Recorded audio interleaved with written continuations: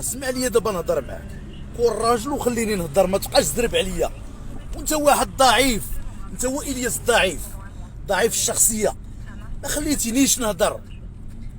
ودابا انت غتثبتني بابا احمد وبابا الياس.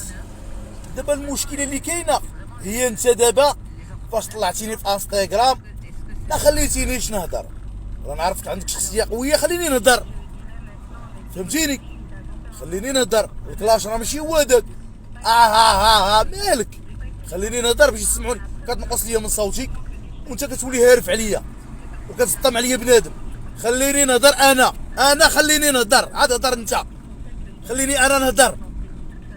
عطاوك تهضر شويه وانا نهضر شويه، وانت اصاحبي بحال شي خرقه بينا وهذيك ديال خرشاشه. خاو مالك؟ خليني نهضر انا اصاحبي.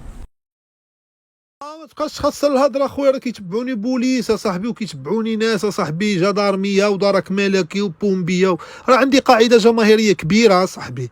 ما تخسرش الهضره، راه نصوني ولك صاحبي دوي معانا، ما تخسرش الهضره. واش انت صاحبي خانز بريح الدم ديال اللحم وكتجي صاحبي كتبدا تخسر لي الهضره اخويا بابا احمد في اللايف ديالي؟